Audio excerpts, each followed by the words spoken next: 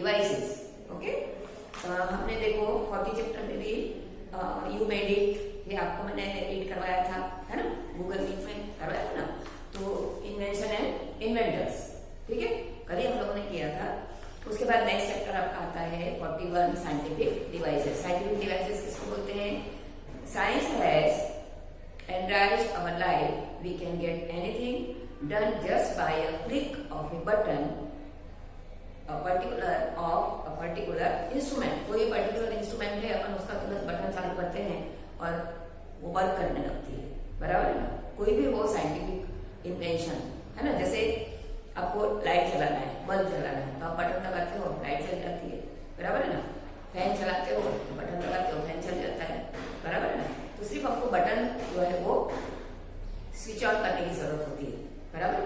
Click करते हैं खाली उसके ऊपर तो चालू हो जाता है, कंप्यूटर चालू हो जाता है और मोबाइल चालू हो जाता है, ठीक है। तो यहाँ पर कुछ साइंटिफिक डिवाइसेस आपको दिए हुए हैं। डिवाइसेस का मीनिंग समझ में आया? बहुत सारी चीजें जैसे हम लोग घर में देखते हैं, हमारे बहुत सारे अप्लायंसेस होते हैं साइंस के, जिन्होंने साइंस की इन्वेंशन हुई है। इसमें मैंने आपको सब समझा दिया था, इसमें आप लोगों ने पढ़ा भी है, बराबर है। तो उसमें बहुत सारी चीजें ऐसी हैं जिनके बिना जो है हमारा जीवन कैसा हो गया है, असंभव हो गया है। उसमें हम लोग जो के बिना हमारा काम जो है बहुत ही धीरे धीरे होता है, बराबर है ना। जैसे मिक्सर है, हम लोग फटाफट मिक्सर में पीस लेते हैं, पहले वो पत्थर के ऊपर पीसते थे, बराबर है। अभी हाथ से हवा करते थे, अभी हम लोग फैन चालू कर देते हैं, तुरंत एक ही समय में बहुत सारे काम कर सकते हैं, फास्ट करते हैं, बराबर है ना। तो इसलिए सिर्फ एक है कि इलेक्ट्रिक ना हो तो ये सब अप्लायंसेस काम नहीं करते। बहुत सारे ऐसे जो करते भी हैं, है ना। तो इसमें आपको कुछ जो है वो अमेजिंग इंस्ट्रूमेंट्स दिए हुए हैं, तो उसमें आपको यहाँ पर फिलअप करना है कि कौन सा इंस्ट्रूमेंट जो है किस काम में आता है। यूजेस ऑफ द इंस्ट्रूमेंट, बराबर, पर्टिकुलर इंस्ट्रूमेंट। तो first one is a device that measures. अब देखो एक ये डिवाइस दी हुई है यहाँ पर, ये वाली, ये साइड में दिख रहा है सबको, है ना। तो इससे आपको व्हीकल की स्पीड पता चलती है। आपने देखा होगा सब लोग व्हीकल पे बैठते हैं तो एक बैटरी जैसी बाहर सामने लगी रहती है ना। उसके ऊपर जो है वो 20, 30, 40, 60 ऐसे सब स्पीड लिखी रहती है ना। तो उसको क्या बोलते हैं? स्पीडोमीटर। आया समझ में? जैसे जैसे हमारी व्हीकल की स्पीड बढ़ती है तो वो सुई जो है आगे आगे बढ़ती जाती है, बराबर है ना। ट्रैफिक कम होता है तो 20 ऐसे तेज चला सकते हैं, 60 पर, 70 पर, है ना। ट्रैफिक ज्यादा होता है तो 20 पे आ जाती है, फिर गाड़ी बंद होता है तो 0 पर आ जाता है कांटा उसका, ठीक है ना। सबको समझ में आया? स्पीड ऑफ द व्हीकल, तो इट इज कॉल्ड स्पीडोमीटर। आ गया समझ में? स्पीडोमीटर समझ में सबको। Second one, an instrument used to detecting the purify of milk. हम लोग अपने घर में जो मिल्क लाते हैं उसको आपको ऐसे देखना है कि ये प्योर है कि नहीं। प्योर मिल्क किसको बोलते हैं? दूध में क्या मिला देते हैं? पानी मिलाते हैं, है ना। तो कितना परसेंट इसके अंदर दूध है और कितने परसेंट पानी है ना, वो आपको पता चलता है। तो वो इंस्ट्रूमेंट क्या कहलाता है? लैक्टोमीटर, है ना। तो लैक्टोमीटर देखो ये बना हुआ है यहाँ पर, इससे जो है हम लोग स्पीडोमीटर समझ में आया। देखो ये आपको पता ही है, सबके घर में व्हीकल में आप लोग देखते होंगे। अब ये लैक्टोमीटर है, इससे हमको जो है मिल्क को प्यूरिफाई कितना है जो है वो हमको बताता है कि कितना प्योर है ना, कितनी इसमें मिलावट है, ठीक है। एंड एपरेटर्स, इसको एपरेटर्स भी बोलते हैं, डिवाइस भी बोलते हैं, एपरेटर्स भी बोलते हैं। एपरेटर्स used for measuring atmospheric pressure. Atmospheric pressure means जो हम लोग चारों तरफ का वातावरण देखते हैं, इट इज कॉल्ड एटमॉस्फेयर, है ना। कितनी गर्मी है, कितनी ठंडी है, कैसी हवा चल रही है, ये सब हमारे एटमॉस्फेयर में होती है, वातावरण में होती है, जिसको आप लोग बोलते हो गुजराती में, ठीक है। तो उसमें उसका भी जो है प्रेशर होता है कि कितना है ना, कितना तेज हवा चल रही है, कितनी ज्यादा ठंडी है। तो वो किससे यूज होता है? बैरोमीटर। ये सुई है, इसको बोलते हैं बैरोमीटर। आ गया सर में? And apparatus used to generate electricity. Electricity को यही देखो लगा हुआ, उसको बोलते हैं डायनामो। इलेक्ट्रिसिटी जनरेट करते हैं, इलेक्ट्रिसिटी बनाते हैं, है ना। पावर स्टेशन होता है ना, वहां पे इलेक्ट्रिसिटी बनती है और उससे जो कनेक्शन होते हैं वो हमारे घर में आते हैं, सबको पता है, बराबर। तो हर एक बड़ी जगह जो होती है वहां पर पावर स्टेशन एक बड़ा होता है, उसको वो जो जिससे भी बनता है उसको क्या बोलते हैं? डायनामो। हो गया क्लियर आपको? 4 तक।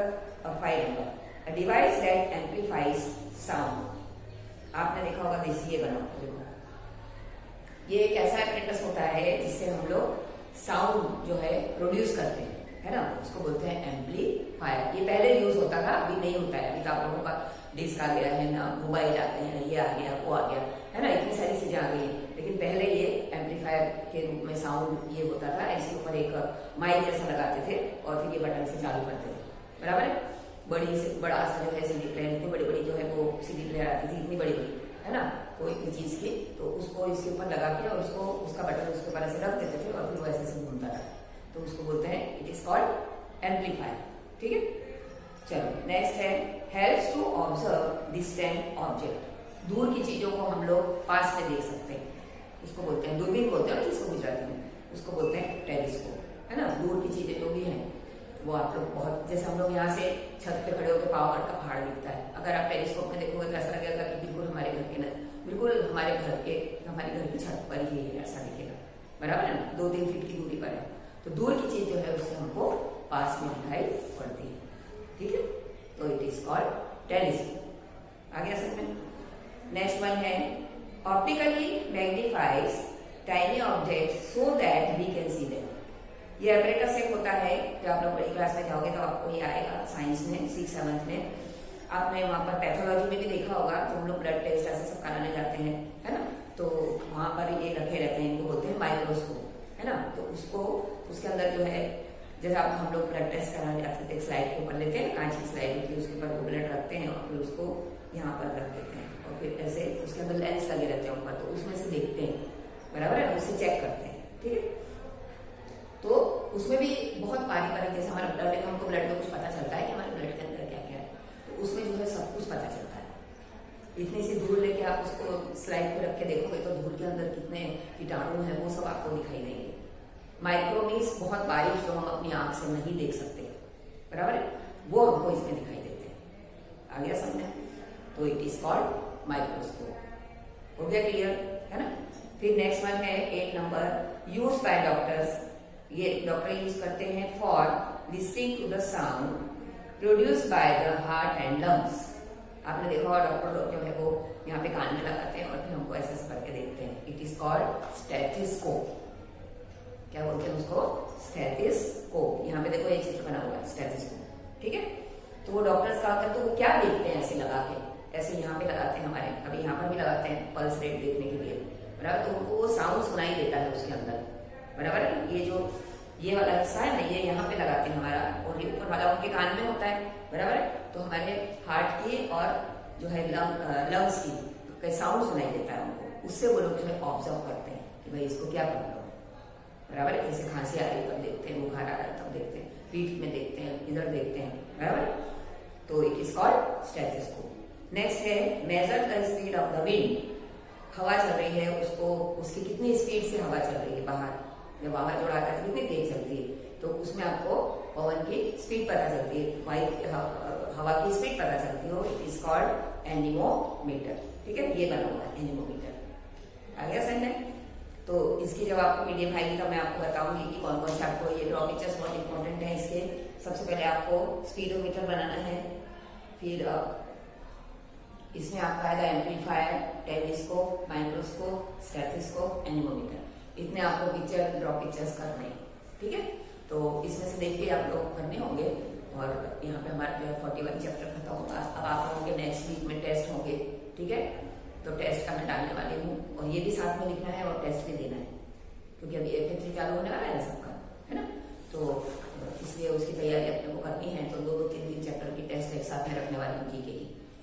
जैसे 26, 27, 28 3 चैप्टर की आपकी पहले टेस्ट होगी। वो तो मैं कब से कितने दिन हो गए पढ़ाने को, नवंबर में पढ़ा था मैं, बराबर है ना। दिसंबर में आए थे तब उसके पहले ही मैंने आपको PDF भेज दी थी उसकी, ठीक है। और फिर वापस स्कूल में आए थे तो वापस रिवाइज करवाया था